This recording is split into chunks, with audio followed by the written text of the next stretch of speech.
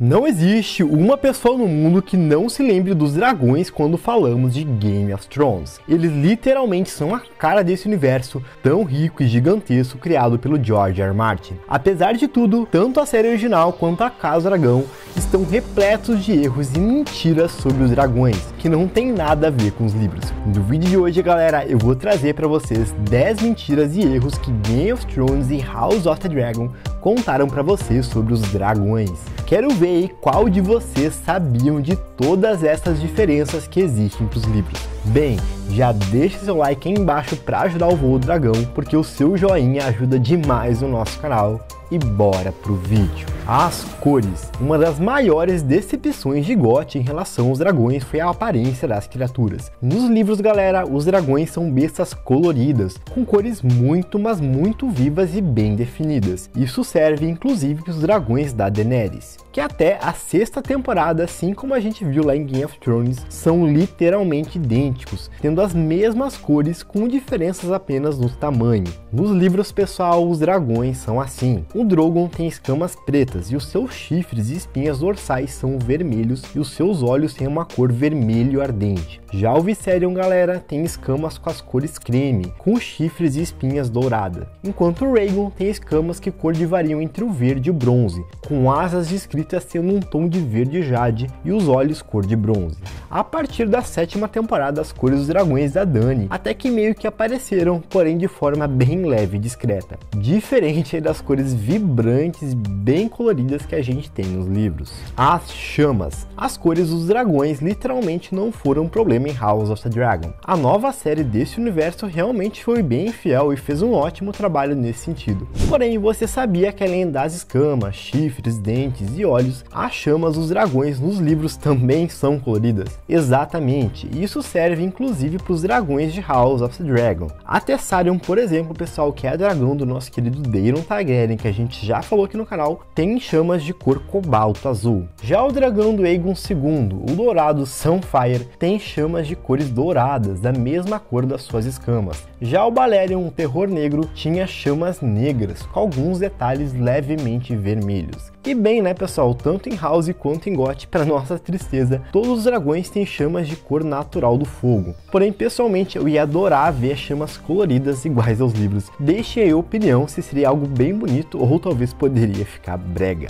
O tamanho. Um dos maiores erros de Game of Thrones sobre os dragões que pouca gente se deu conta é do tamanho deles. É óbvio que ninguém reclamou de ver os dragões crescendo e se tornando cada vez mais belos e assustadores a cada temporada. É lógico, afinal é natural que os dragões cresçam quase que para sempre nesse universo. Porém, pessoal, em Game of Thrones os dragões cresceram muito, mas muito mais que o normal. E isso a gente pode observar comparando os dragões de House of the Dragon, que apesar de alguns erros é bem mais fiel aos livros. Sabemos é que GOTs passam aproximadamente 8 anos, um para cada temporada, isso de acordo com os próprios produtores da série. Logo aí, pessoal, na série o Drogon teria ao longo de 8 temporadas menos de 10 anos. Porém com o tamanho de um Bong, que é tão grande quanto o Caraxes no começo de House of the Dragon, que adivinhem, já tinha pelo menos 60 anos. Agora, pessoal, compare com o pequeno Arrakis, que tem aí nos livros a mesma idade do Drogon em Game of Thrones. É uma discrepância gigante e totalmente errada. Afinal, pense que o Balerion, a Vhagar e até a Merax também ficaram enormes, mas porque eles viveram mais de 300 anos. E o Drogon, com apenas 10 anos, atingiu quase metade do tamanho deles. E a única explicação para isso é que o orçamento de GOT possibilitou que os produtores aumentassem os dragões de forma exagerada, o que obviamente chamou muito mais atenção para a série, né, pessoal? Vamos combinar aí que se o Drogon fosse pequeno igual ao Arrakis durante a série inteira, ou os outros dragões da Daenerys, seria meio sem graça pro público, né? Agora a gente precisa falar de um erro que deixou o Martin extremamente indignado e fez ele aí a público falar do tamanho de desrespeito com a sua obra, que é a falta da sua inscrição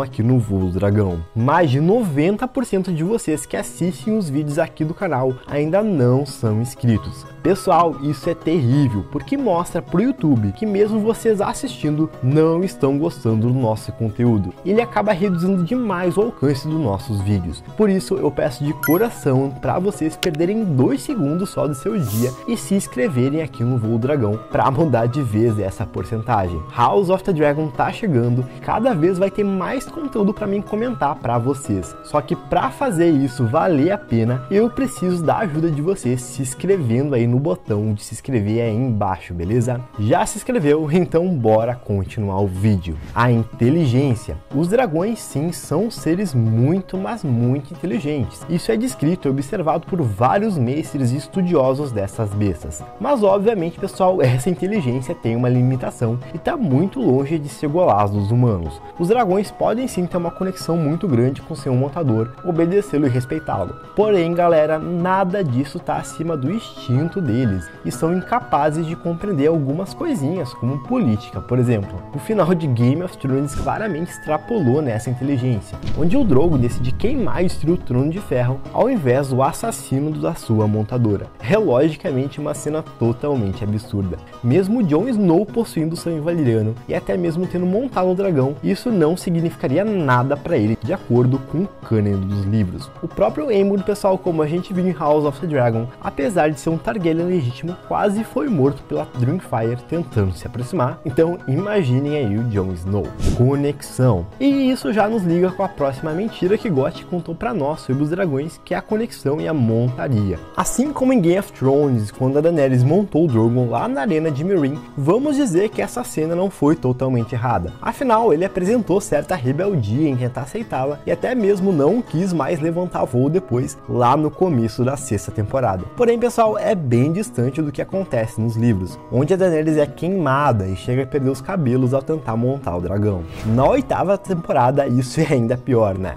Pois a gente viu o Jon Snow, que nunca teve contato nenhum com o dragão, simplesmente subir no Rhaegon como se fosse um patins e levantar voo. E sim, sabemos que em Ghost ele tem sangue valeriano, mas isso, pessoal, não quer dizer nada. Novamente eu vou usar o Aemon como exemplo. Alguns Targaryens, pessoal, realmente têm dificuldade de montar os dragões. Por isso eles têm o costume de deixar os seus filhos próximo dos ovos de dragão desde pequenos, justamente para aumentar a conexão e a possibilidade de eles conseguirem alguma besta. Porém, no final das contas, isso não garantia nada que eles teriam um. É quase que algo aleatório e sem estudos ou comprovações nos livros ainda. Basicamente depende da magia e da afinidade do montador com a besta, que nem sempre acontece. A muralha. Sem sombra de dúvidas aí, Beyond the Wall é um dos piores episódios de Game of Thrones, com inúmeros erros que contrariam a lógica da própria série. O que pouquíssimos fãs de Game of Thrones perceberam é que, acima de todos eles, os dragões atravessarem a muralha é um dos maiores incoerências com os livros. Afinal, é um detalhe muito sutil que a gente tem em Fogo e Sangue e poucos sabem. Isso, pessoal, realmente é algo discutido, visto que existem poucos casos de dragões que foram até a grande estrutura de gelo. A única vez que isso aconteceu foi durante a visita da Rainha Alicene ao norte, lá no final do reinado do rei Jaehaerys. Alicene voou com a sua dragão, a Asa Prata, pelo norte, e a rainha foi até a muralha, onde ela conheceu a Patrulha da Noite, e quando ela tentou voar por cima da grande estrutura, a Asa Prata simplesmente voltava para o sul. Dizem aí que a rainha tentou 3 vezes e a sua dragão se negou a atravessar a estrutura em todas. Portanto, galera, se entende que a grande estrutura é a prova de criaturas mágicas como os dragões. Logo, a cena em que a Daenerys voa com as suas 3 bestas ao norte é algo totalmente impossível e fora do cânone desse universo. Em House of the Dragon, segundo alguns rumores, o Jace deve ir com o Vermax até a muralha, o que não acontece nos livros. E bem, na minha opinião, seria extremamente legal se eles confirmassem essa teoria.